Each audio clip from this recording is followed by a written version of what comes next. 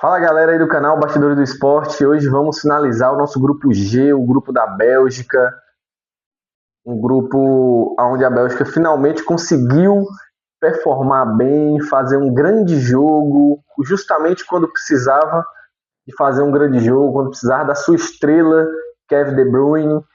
Ele fez uma partidaça, de fato, fez o gol, deu grandes passes, finalizações, articulações ali do meio para frente.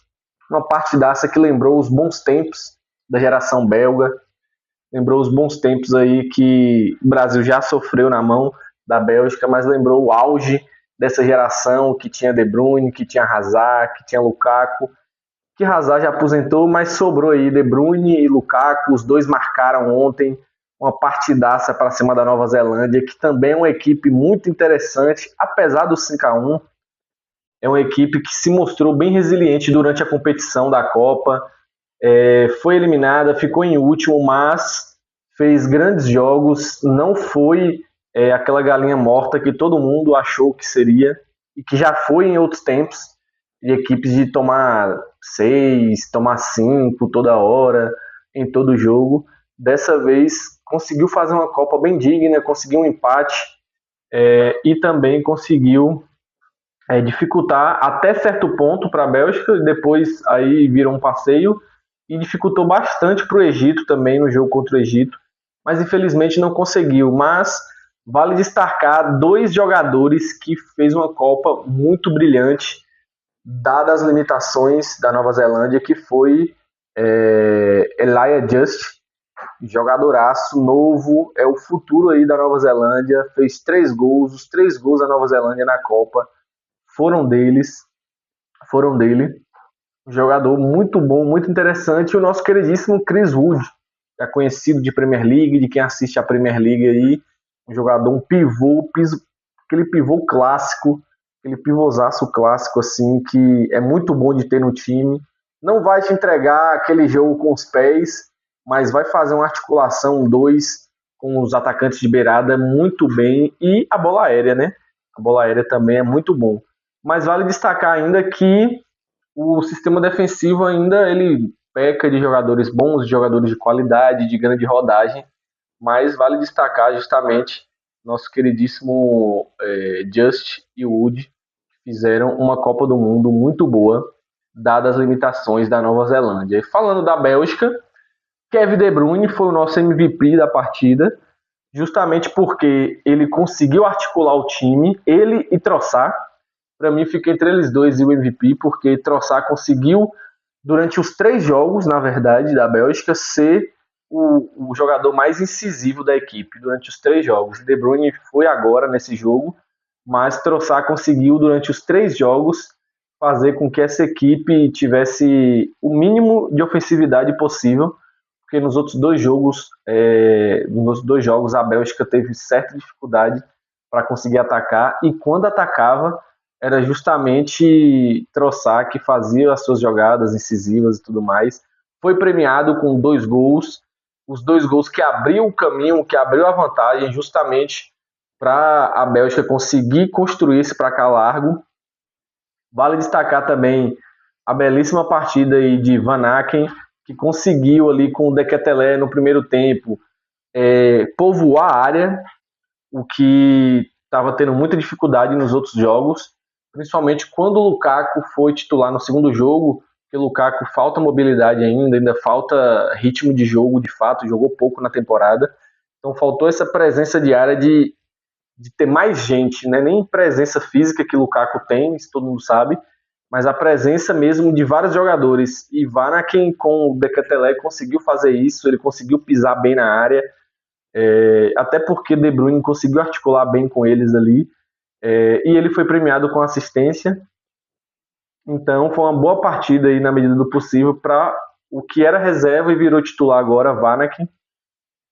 Finalmente a Bélgica conseguiu fazer uma partida bem bacana, com o time todo jogando bem, poucas peças ali jogou mal, acho que o único que jogou mal foi Jeremy Doku, que realmente ainda não está na sua plena forma nessa Copa do Mundo. Copa do Mundo das grandes estrelas, ele é uma das grandes referências por estar jogando num cenário altíssimo, que é no Manchester City, mas ainda não performou bem. As estatísticas foram um amasso. Foi 33 finalizações da Bélgica, 6 apenas da Nova Zelândia, 10 no alvo, então finalmente conseguiu finalizar no alvo, conseguiu errar menos, a finalização estava com o pé em dia, com o pé na forma. A posse de bola foi até bem parecida, as trocas de passe também, então a Nova Zelândia em certo ponto teve a bola, só que faltou ofensividade para pífios 6 finalizações e 2 no alvo apenas. Um jogo de pouquíssimas faltas, então foi um jogo bem franco, bem jogado, não teve tantas paralisações, teve apenas 17 faltas no jogo, isso é muito pouco mesmo. Escanteios, a Bélgica teve mais volume, como eu disse, soube aproveitar melhor as oportunidades e volumou mais, enquanto teve a bola, conseguiu criar mais do que a Nova Zelândia, que teve o mesmo tanto de posse de bola da Bélgica e não conseguiu performar tanto. Um outro jogo do grupo foi Egito e Irã. Egito e Irã, que foi aquele jogaço tenso, onde os dois estavam buscando o segundo lugar, quiçá até o primeiro, dependendo da Bélgica, mas a Bélgica conseguiu ficar em primeiro de forma tranquila. E Egito e Irã foi aquele jogaço assim que você não podia perder. Ficar com o celular na mão, o notebook na mão e o outro olho na TV, e conseguiu observar um jogaço de bola de fato, com cara mesmo já de decisão, com cara de oitavas de final, de 16avos mesmo, com cara de decisão, porque dependendo do movimento da rodada, um dos dois poderia estar eliminado ali já de cara. E o Irã ainda tem chance ainda de ser eliminado dependendo da decisão de terceiro lugar. Dependendo da decisão de terceiro lugar, aí como é que vai ser, como é que vai ficar.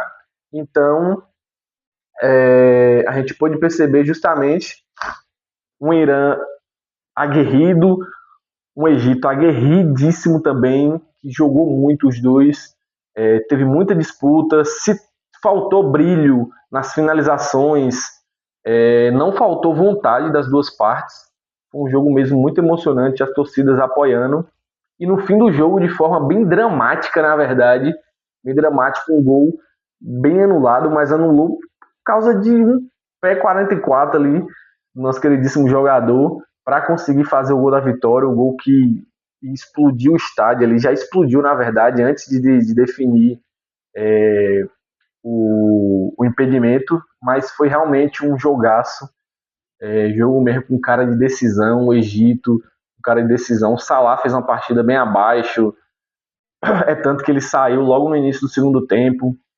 mas vale destacar a resiliência desse time do Egito aí, que soube segurar esse empate, tentou fazer com que as ações do jogo fossem do controle do Egito quase o jogo todo, mas no finzinho viu que não ia conseguir, se segurou, fechou a casinha e foi uma partidaça mesmo de fato. O Irã começou a acreditar no fim do jogo que poderia vencer o Egito e quase foi premiado.